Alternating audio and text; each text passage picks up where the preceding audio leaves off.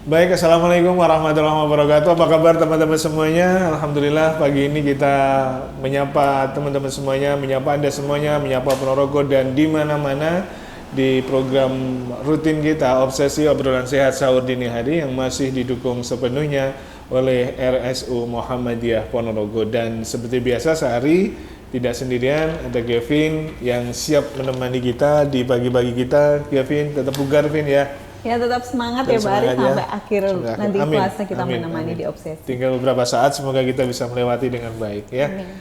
Oke, kita masih melanjutkan bahasan Ya, masih kita bersama kemarin dengan ya Vin ya. Dan Alhamdulillah Dr. Pipit juga Dr. sudah Pipit, hadir ya. bersama dengan kita. Assalamualaikum dok. Waalaikumsalam. Sehat, bisa hadir lagi bersama dengan kita. Menikmati sahur pagi ya di Obsesi. Ya. Kita refresh dulu atau gimana, Vin? Iya, mungkin refresh dulu karena mungkin kemarin ada yang belum mendengarkan atau terlewat ya dok ya. Mungkin sedikit refresh atau review mengenai apa sih itu demensia dok dan bagaimana gejalanya. Oke. Demensia adalah suatu kumpulan gejala atau sindroma yang diakibatkan berbagai penyakit di otak yang sifatnya kronik progresif. Artinya dengan berjalannya waktu itu akan semakin memberat atau memburuk. Nah, ditandai dengan penurunan fungsi dari memori atau ingatan, berbahasa, aktivitas sehari-hari, kemudian bisa juga fungsi eksekutif atau memutuskan sesuatu, dan bisa juga berupa gangguan perilaku. Cara mencegah ya? Oh, gejala. Udah ya, gejala. Jadi disebutkan ya, kalau kita jelaskan lagi, misalnya mulai dari gangguan memori, lupa waktu, tempat, orang, lupa waktu, sholat waktunya Isya dia ditanya sholat duhur, seperti itu contoh. Tempat dia pergi ke pasar pulangnya bingung, perginya bisa pulangnya bingung. Kesasar, ya. Kalau dia seorang ya dia lupa nama anggota keluarga kamu siapa, padahal itu anaknya. Nah, ini dong. Saya punya bapak itu pernah habis kena stroke kan, itu masuk demensia atau nggak maksudnya gitu. Begitu penanganan stroke-nya selesai, nah jadi lupa semuanya. Jadi sama saya sama anaknya lupa, terus bacaan-bacaan sholat itu juga lupa semuanya. Nah, yang kayak gitu tuh masuk demensia atau memang itu karena faktor di luar demensia sebenarnya? Iya, salah satu jenis demensia adalah demensia vaskuler, yaitu stroke ya, pembuluh darah kan. Jadi pada saat stroke itu aliran darah ke otak itu terganggu, ke sel-sel otak yang di bagian area tertentu ya, itu kalau stroke-nya sumbatan maka kesumbat, kalau stroke-nya perdarahan atau pecah pembuluh darah makanya juga pecah. Tapi intinya asupan nutrisi ke daerah sel-sel otak itu jadi terganggu, maka sel-selnya akan mati, rusak. Nah, dok, apakah bisa menyebabkan bapak yang itu lupa-lupa? Bisa aja. Terus nanti kita tentukan ini masuk kriteria demensia apa enggak. Itu butuh pemeriksaan lebih lanjut. Oh gitu ya. Iya. Tapi setelah itu kita latih setiap hari gitu, akhirnya membaik lagi meski tidak 100% ya, alhamdulillah bisa sampai 80% lah itu. Alhamdulillah. Oh, memang seperti jadi itu gini, ya. Sel saraf kita itu punya kemampuan untuk beregenerasi. Jadi regenerasi itu penyembuhan. Ya. Tapi semuanya butuh waktu, butuh proses, butuh tadi ya nutrisi yang bagus, butuh merangsang aktivitas otak. Tiap hari Bapak kita kenalkan Pak, aku ini ya itu kita ya, jadi harus sering diajak komunikasi. Betul. Itu salah satu mengaktifkan kognitif. Jadi merangsang regenerasi sel otak. Jadi 80% sudah bagus, alhamdulillah. Iya. Jadi sudah bisa mengenali, kemudian bacaan-bacaan sholat, insya Allah sudah. Iya. Cuman yang 20% sih yang ya masih ada yang kadang-kadang lupa. Mungkin sesuai usia. Kalau sesuai usia lupa-lupanya berarti bukan demensia. Kan tadi ada tes tertentu yang kalau di pemeriksaan ini masih lupa-lupanya sesuai usia. Dan itu belum bisa dikatakan demensia ya. Mungkin jadi perlu pemeriksaan. Ada lagi dok, saya juga nggak ngerti apakah ini demensia atau enggak ya. Habis kecelakaan, terus kemudian mohon maaf ada operasi di apa namanya? Jota. Darah, ada darah. Kemudian setelah itu sudah lupa semua. Jadi tidak ada yang dikenali dan sampai sekarang itu. Tapi sehat sih secara fisik. Nah, itu demensia atau bukan dok? Jadi salah satu tipe demensia karena trauma kepala, bisa kan? Oh ya, iya, jadi masuk lagi ya tadi iya. ya. Nah, ini cuma contoh-contohnya aja. Oke. Penyebabnya trauma kepala. Apa perlu berulang kali? Enggak. Kadang-kadang ya sekali aja menyebabkan demensia ya bisa juga dia jadi udah nggak kenal. Ya, terus nggak bisa melakukan mungkin sebelumnya sebagai guru, terus dia nggak bisa lagi sebagai guru, nggak bisa melakukan aktivitas yang sehari ya bisa juga itu suatu demensia. Jadi saya temennya gitu, Kai lo, sama itu kan, terus saya sebutkan nama, nama gitu, iya, kayak gitu, dan sampai sekarang masih sugeng. Nah itu semoga mendengarkan pagi ini beliau ya. Tapi semoga bukan demensia ya, kalau bisa beraktivitas. Bisa beraktivitas aktivitas sehari-hari melakukan fungsinya dengan baik bisa. Masih sholat ke masjid, tapi nggak ngerti bacanya saya nggak tahu. Cuman kalau misalkan ketemu saya mesti lupa gitu pasti saya.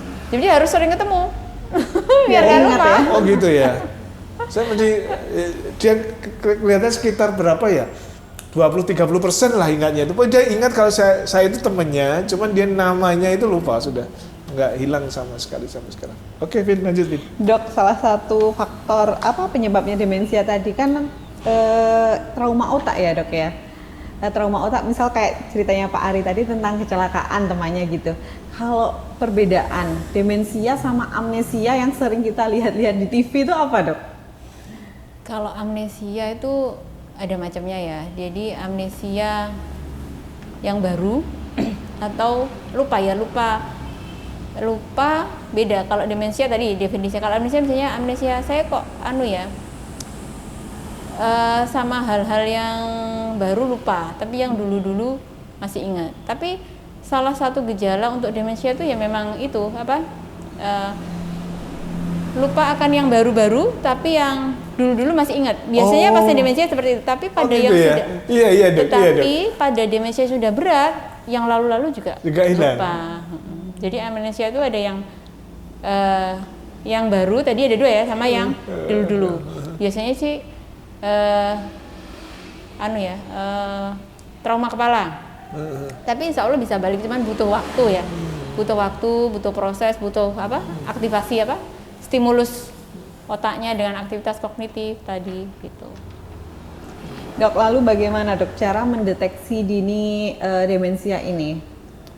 Deteksi dini tadi sudah kemarin ya. Tadi ada gejala-gejala yang punya orang tua. Kok kayaknya bapakku ini demensia. Kenapa? Suka bertanya berkali-kali, ya kan? Artinya kita harus segera ke dokter mencari tahu apakah ini demensia. Karena kalau semakin dini ditemukan, diketahui kan harapannya prognosisnya ke depannya lebih baik, gitu ya. Terus apa tadi? Gangguan berbahasa, mau nyebut satu sulit, mengenali orang nggak kenal lagi, nggak bisa melakukan aktivitas. Biasanya bisa nyapu, sekarang pegang sapu tuh cuma dipegang aja. Pegang aja tapi bingung nyapu tuh seperti apa, kayak gitu itu. Ya itu ya. Jadi deteksi dini harus, itu yang aware, yang keluarga harus aware. Lupa jalan pulang tadi ya, itu yang sering terjadi seperti itu. Jadi ini kayaknya harus ke dokter saraf deh, atau ke dokter psikiatri boleh gitu. Kalau penanganan sama pengobatannya sendiri seperti apa dok? Apakah demensia ini perlu ada obat yang dikonsumsi seperti itu dok? Oke. Sampai sekarang itu tidak ada obat demensia dalam artian mengembalikan seperti normal. Itu yang saya ketahui. Tetapi untuk ini sudah terdiagnosis sebagai demensia ya. Ada pengobatan, penanganan itu tujuannya ada 3. Yang pertama, mengoptimalkan atau memaksimalkan kemampuan yang masih dia punya. Misalnya dia masih bisa masih bisa mandiri, itu dipertahankan. Yang kedua, tetap mengaktifasi fungsi kognitif, jadi terus distimulasi. Yang ketiga, memperlambat ya perburukan dari demensianya. Kan tadi kronik progresif sifatnya. Jadi semakin bertambahnya waktu itu semakin memburuk. Jadi harapannya kalau memburuk itu diperlambat. Bisa ya dok? Insya Allah bisa. Jadi diperlambat gitu. Dan semoga tidak ada gangguan perilaku atau yang tadi ya gangguan perilaku psikologis yang kayak cemburu yang enggak cemburu buta ya seperti itu. Jadi terus kadang-kadang cemas, kadang-kadang emosi yang tidak terkontrol ya semoga nggak terjadi itu. Jadi tujuannya itu. Tapi kalau untuk mengambilkan seperti normal itu kok belum ada. Tapi kalau menurut Al-Quran atau hadis memang belum ada obatnya ya Bikon ya, begitu ya? Gimana? Wah, belum dok saya dok. Belum tahu. Tapi memang ada dok ya? Ada, sehingga saya lupa itu Al-Quran atau hadis, saya lupa. Itu ada, memang Bikon itu tidak ada obatnya. Oh. Atau mungkin saya salah, nanti kita koreksi aja ya. Iya nggak apa-apa. Nanti ini kan berarti ini nanti terbuka saja. Untuk pasien demensia itu mungkin ada terapinya ya dok ya? Ada.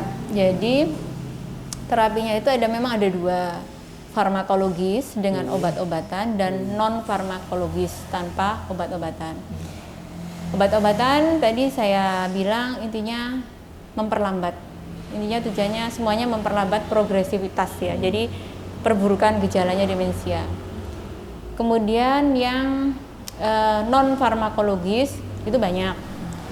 Ada terapi okupasi. Jadi ada terapi yang biar dia melakukan sesuatu yang tadi kegiatan sehari-hari itu aman dan nyaman. Kemudian terapi bahasa agar mudah mengingat. Kemudian terapi perilaku biar emosinya enggak ada itu yang marah-marah aja itu. Jadi itu ada terapi itu. Kemudian dietnya ya harus gizi sehat dan seimbang, bergizi dan seimbang. Apakah pasien demensia kognitifnya tetap diaktifkan? Tetap. Kalau masih bisa membaca, menghafal, meskipun kemampuannya sudah jauh turun ya, tetap membaca. Kalau dia hobi menulis-menulis, menggambar-menggambar, menghafal, masih bisa menghafal mungkin 1-2 ayat boleh aja ya, seperti itu. Terus sama aktivitas fisik, artinya berolahraga sesuai, pasti disesuai dengan masing-masing individu ya. Kan ada yang cumanya bisa jalan aja atau duduk berdiri aja gitu. Jadi disesuaikan dengan kemampuan masing-masing. Artinya gitu. Ada perlu supporting pihak luar ya dok ya? Betul. Yang paling penting adalah caregiver, kita sebut ya, caregiver. Jadi yang merawat itu benar-benar. Saya tahan dulu dong ya, mohon maaf. Ini nanti akan dijelaskan selepas kita istirahat dulu ya, selepas menikmati sahur dulu. Nanti setelah ini jangan lupa Vin. Jangan lupa ini ditanyakan lagi nanti kalau lupa nanti. Tentang support ya bagi pasien demensia. Oke, teman-teman kita akan jeda dulu sebentar ya. Selepas beberapa iklan kita akan balik lagi, tetap bersama di Obsesi Obrolan Sehat Sahur Dini Hari, didukung sepenuhnya oleh RSU Muhammadiyah Ponorogo.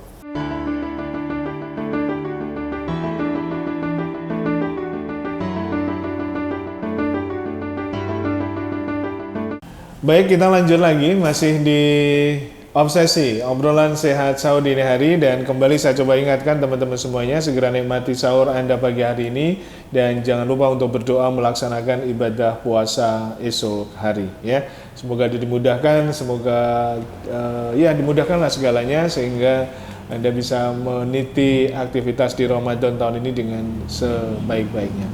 Kita lanjut dengan Dr. Pipit Susilawati Tri Indrianingrum SPN, spesialis neurologi, dan kita masih seputar demensia. Kita sampai mana tadi, Vin? Semoga tidak demensia ini ya. Atau support kepada pasien iya, demensia. artinya ternyata perlu support ya dari pihak luar. Seperti apa, Dok? Jadi yang tidak kalah penting adalah peran dari keluarga atau caregiver yang merawat. Jadi kita harus benar-benar menjelaskan, misalnya orang tua bapak ibu itu sudah tegak suatu demensia, kita harus jelaskan.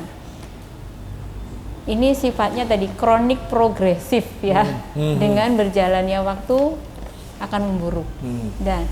Dan obat-obat ikhtiar ya, obat-obat farmakologis, non farmakologis yang kita lakukan ini memang tidak bisa mengembalikan normal kembali. Itu yang benar-benar harus dipahami oleh caregiver, oleh keluarganya. Karena tidak jarang, kok bapak saya nggak sembuh-sembuh sih dok? Ya seperti itu ya, sudah berobat, sudah minum rutin ini, kok nggak ini ya, itu harus benar dipahamkan. Terus memang ada 3 yang harus dipahami oleh seorang caregiver ya. Ada 3. Yang pertama, tadi diusahakan yang mengalami demensia ini kegiatan sehari-hari itu tetap diusahakan semandiri mungkin, dipertahankan ya. Semandiri mungkin. Maksudnya gini, kemandirian yang bisa, yang saat itu masih dimiliki dipertahankan, seperti itu. Kemudian kalau memang perlu bantuan ya tadi ya kayak harus nutrisi seimbang kan caregivernya nih, aktivitas fisik, stimulasi otak kan pasti kan caregivernya nih yang ngasih aktivitas fisik sesuai kemampuan individu masing-masing, terus aktivitas otak yang bisa stimulus aktivasi kognitif otak yang bisa diberikan di rumah, terus itu harus dilakukan dan tidak seminggu sekali, tapi memang harus setiap hari. Kemudian yang kedua,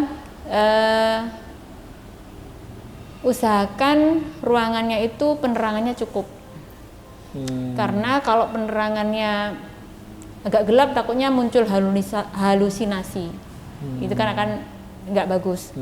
Kemudian yang ketiga pakaian yang longgar, nutrisi cairan tercukupi, seperti itu. Itu ya diantaranya. Bagi keluarga dok, ini katakanlah tadi kan ada yang berulang-ulang begitu, nah itu kita mengikuti alurnya atau gimana dok? Maksudnya gini, saat aku mau urung sholat, aku mau urung makan, biasanya saya ini di depan kan kita harus menjelaskan, Pak, anak sudah sholat, ini atau ya wes, ya pun bapak pun ya gimana dong gitu? Ada tambahan lagi ya tadi tentang caregivernya. Kalau lupa diingatkan. Tadi gitu ya, tambahan lagi untuk caregivernya. Kalau lupa diingatkan, lo bapak tadi udah dahar, itu lo piringnya belum dicuci. Ya salah satunya harus itu. Terus gitu ya dok ya. Jadi harus dengan sabar nih. Butuh kesabaran. Ya kalau ketemu dokter kan paling 10 menit ya, tapi memang yang paling berperan penting, tidak kalah pentingnya itu ya caregivernya satu rumah. Satu lagi, hindarkan benda-benda tajam di rumah, amankan cairan-cairan yang itu juga cairan-cairan yang berbahaya itu juga harus disingkirkan, dijauhkan dari beliau yang demensia. Jadi memang harus sabar, telaten, ulet. Tapi saya itu gini ya, menguatkan para keluarga caregiver. Ini surganya Anda, bener nggak sih? Ini betul. Orang tua Anda, bener kan? Ini surganya, jenengan sudah punya tabungan surga loh ini, gitu. Ya masih berbahagia ya, yang masih punya orang tua daripada yang sudah nggak ada orang tua. Maksudnya gitu tuh, ya memotivasi. Karena merawat orang demensia itu memang butuh biaya, butuh waktu, butuh kesabaran, butuh tenaga. Jadi memang banyak yang harus kesabaran yang penting. Iya, kesabaran. Karena butuh support tidak hanya pasiennya juga, tapi caregivernya juga butuh support mungkin. Betul. Ada komunitasnya kok. Ada komunitas. Dan itu sekali lagi hanya bisa mengurangi ya dok, atau memperlambat ya dok? Memperlambat. Jadi, kalau sudah terdiagnosis sebagai diagnosa, jadi semua ikhtiar tadi itu memperlambat. Makanya saya bilang kalau mungkin demensia 70, 75 kan ya sudahlah, mungkin sudah waktunya gitu loh. Jangan sampai masih di bawah 60 atau 65 terjadi demensia, kan sayang juga. Harapannya kan 70 masih aktif, harapan kita semua. Amin. Ya, makanya ini saya membayangkan sudah ya itu misalkan kita sapa le kowe le.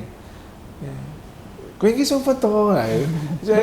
Kalau nggak sabar kan bisa Pak jadi itu kan bisa jadi kan gitu loh maksud saya, dan itu sebaiknya tidak gitu ya. Memang kalau lupa diingatkan, ya mungkin ya harus sabar, betul ya, sabarnya harus berlipat-lipat. Ketika kita kecil, kita balik lagi, kita kan sering kan nanya bro, mama ini misalnya ya, mama ini apa? Tanya lagi anak kecil kan, ini kita sabar kan? Ya, ketika itu kita dibalik seperti anak kecil tadi Mbak Kevin bilang, seperti orang tua tanya berulang kali. Ternyata kita kecil tuh gitu, sama kan? Dok, lalu komplikasi seperti apa dok yang mungkin terjadi pada penderita demensia dok? Komplikasinya dia tidak bisa, ini beberapa ya, kalau dia sudah nggak aware ya, jadi gangguan fungsi dia nggak aware dengan dirinya sendiri, maka kemampuan untuk merawat diri sendiri kan juga kurang, makanya dibutuhkan yang caregiver, mulai dari makan, minum. Kalau intake-nya nggak bagus nih, berarti kan dia risiko malnutrisi nih, gangguan gizi, maka akan terjadi risiko infeksi. Seperti itu. Kalau dia nggak mau bergerak misalnya ya, karena dia sudah nggak ada semangat, motivasi, sudah depresi. Salah satu kan bisa depresi ya. Dia akan rebahan aja misalnya nih di kasur, ya resiko infeksi paru. Rebahan aja kan pneumonia. Atau mungkin mohon maaf sama keluarga mungkin pintunya dikunci terus supaya tidak kemana-mana, kan bisa jadi tuh yang kayak gitu. Oke, lanjut dok. Ya itu bisa infeksi, malnutrisi. Tapi disebutkan bahwa kematian terbanyak itu karena infeksi memang. Seperti itu. Dok, kalau untuk penderita demensia sendiri nih dok, kan ini mungkin hubungannya sedikit dengan puasa ya dok ya. Kira-kira penderita demensia sendiri memungkinkan nggak sih untuk berpuasa dok? Atau sejauh mana mungkin? Apakah puasa kira-kira berefek ya? Artinya bisa jadi sebuah terapi? Mungkin, saya nggak tahu ini dok. Bisa juga dicoba ya. Demensia kalau sudah tetapi memang ada hukumnya kalau sudah kehilangan akal ya. Itu kan memang sudah tidak wajib sudah tidak wajib. Ya nggak apa-apa kalau memang keluarga masih misalnya ditanya nih, Bapak mampu puasa? Mampu kok. Ya nggak apa-apa. Meskipun dia nanti kadang sholatnya duhur berkali-kali, belum sholat, aku udah sholat duhur kok. Ya kita paham, tapi masih puasa ya Pak? Ya masih, ya nggak apa-apa. Kan ketika mungkin sudah uzur banget kan juga tidak diwajibkan puasa ya, kalau sudah waktu ya. Gitu. Itu belum ada penelitiannya. Apakah puasa? Mungkin kayaknya perlu penelitian ya. Apakah puasa? Apakah dengan berpuasa dan beribadah bisa demensia maksudnya beribadah. Jadi berpuasa karena memang bulan penuh barokah mungkin. Iya, namanya juga ikhtiar ya. Iya, benar-benar. Si sering-sering, ayo kita diajak ke masjid. Nah, kalau masih pokoknya bisa, digandeng loh ya, jangan malah digandeng nanti pulang. Masih bisa ngaji, masih bisa. Hilang nanti.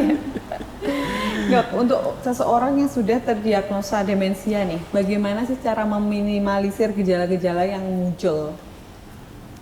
Berarti ini betul tadi ya terkait terapi aja farmakologis, non farmakologis, obat-obatan kalau memang diperlukan ya kita kasih.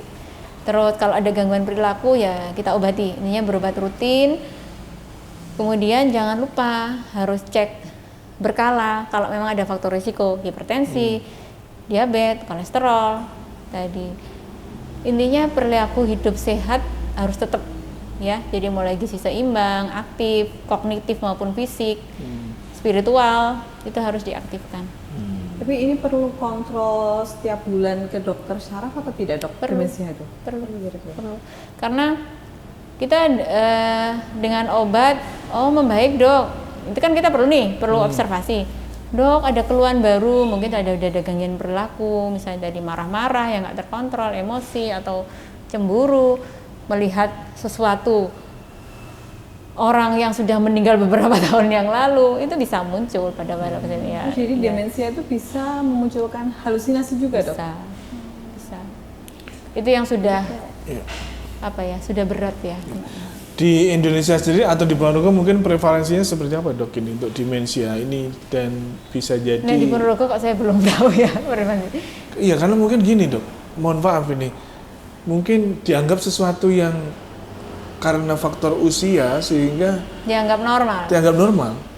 Bisa juga. Jadi tidak diperiksakan ke. Jadi iya Vin, jadi bisa jadi seperti itu. Memang udah tua kok. Jadi iya udah tua ini faktor. Iya biasalah kayak gini, ini sudah faktor usia. Tapi kalau di RSUM udah bisa dilihat sebenarnya kan dia udah pakai RM nih, kita bisa klik demensia. Misalnya kunjungan dari 1 tahun itu berapa bisa. Diketahui ya, kita ambil dari data dari RM itu bisa diketahui demensia untuk tahun 2024 gitu bisa. Kalau mungkin dengan pengalaman dokter Bibit sebagai dokter spesialis saraf sendiri ya dok ya, sudah banyak ya dok menangani pasien demensia seperti ini? Kalau banyak enggak sih. Cuman ketika datang ke saya itu udah ada gangguan halusinasi, seringnya ya, udah ada gangguan perilaku. Jadi ketika awal-awal stage awal demensia itu nggak datang ke kita, mungkin ya dianggap lumrah mungkin ya kayak gitu itu. Jadi mungkin ya kalau datangnya sudah pada fase lanjut ya agak sulit ya, kecuali kita deteksi dini udah ketemu gitu. Kalau deteksi dini, tapi tetap hanya memperlambat ya dok ya, mohon maaf dengan tidak mengurangi rasa, iya hanya memperlambat ya. Iya, tapi kan kita bisa melakukan lebih banyak. Dan belum ada komplikasi yang halusinasi, yang gangguan perilaku, ya itu kita insya Allah masih bisa ya kalau kita tuh lebih dini ditemukan, ikhtiar yang bisa kita lakukan lebih banyak. Jadi komplikasi belum ada gitu. Insya Allah bisa. Semoga bisa diperlambat terus. Ya tadi memang obatnya belum ada sampai sekarang.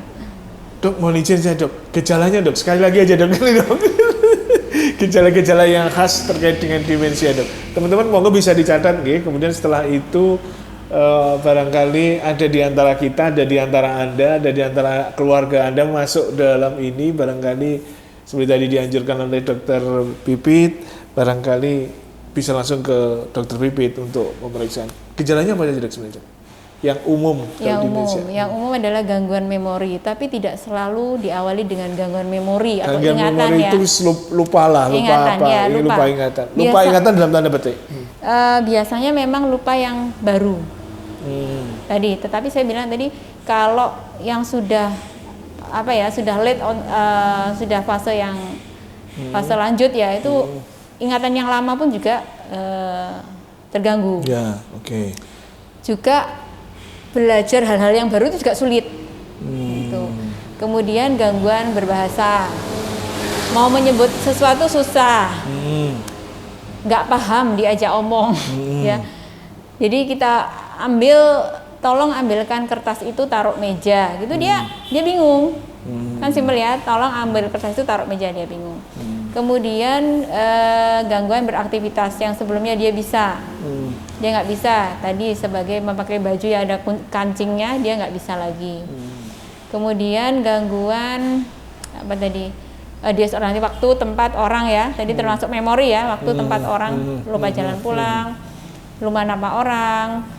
Kemudian gangguan eksekutif, misalnya yang agak kompleks, ada memutuskan sesuatu, misalnya lebih ke misalnya kayak ngasih kembalian uang, atau ada biasanya dia bisa loh menyelesaikan masalah ini, tapi sekarang kalau dia nggak bisa, itu jadi ada lebih kompleks ya, problem solving dia nggak bisa.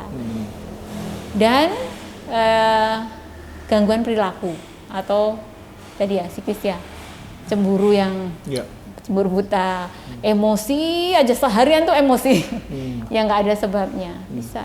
Dan catatannya adalah itu step by step ya dok ya. Maksudnya gimana? Tidak langsung gitu nggak ya, mungkin setiap individu berbeda. Maksudnya gini, apakah si individu A ini harus muncul semua itu gejala? Tidak, tergantung area otak mana yang terkena. Tapi bisa jadi langsung juga? Bisa itu muncul, tapi jadi kan kronik progresif, jadi ada 1-2 gangguan bahasa sama gangguan memori aja, tapi dengan berjalan waktu nanti ada gangguan pakai baju, menyapu nggak bisa gitu. Jadi setiap orang beda, nggak harus itu ada semua juga. Ada yang tadi gejala awalnya cemburu yang nggak masuk akal, terus nanti berapa tahun lagi dia mungkin ada gangguan nggak bisa aktivitas sehari-hari, memakai baju, menyapu, seperti itu. Oke, kayaknya sudah diberi tanda lagi kita Vin untuk segera mengakhiri. Dok, matur nuwun, sudah banyak hal 2 hari ini terkait dengan demensia. Jadi catatannya menurut saya adalah kita harus lebih care lagi, ya. Jadi keluarga khususnya barangkali ya diri kita juga kita juga harus lebih care juga terhadap kemungkinan tadi yang dikatakan dokter. Dan apabila memang ada keluarga yang sudah dengan tanda petik mungkin ciri demensia, barangkali ya bisa lebih care lagi. Jangan anggap sepele pikun gitu ya mungkin ya. Jangan anggap sepele ya dok ya. Oke, baik. Vin, kamu atau kamu yang nutup ini? Kamu atau kamu? Ya boleh. Iya, ya, Kevin ya. Oke. Terima kasih untuk para pendengar. Semoga yang disampaikan oleh Dokter Pipit tentang demensia ini bisa menambah apa ya? Menambah wawasan bagi masyarakat semua. Jadi kalau ada tanda dan gejala yang telah disebutkan oleh Dokter Pipit tadi bisa konsultasi ke Dokter Syaraf di Rumah Sakit RSU Muhammadiyah Ponorogo, ke Dokter Pipit, atau kita juga ada Dokter Muhtar seperti itu. Ya. Untuk mengakhiri pagi ini, mohon maaf bila ada yang salah-salah kata. Saya Gevin, ditemani Saya oleh Ari. Pak Ari dan juga Dokter Pipit. Mohon undur diri. Assalamualaikum warahmatullahi wabarakatuh. Waalaikumsalam Waalaikumsalam warahmatullahi wabarakatuh.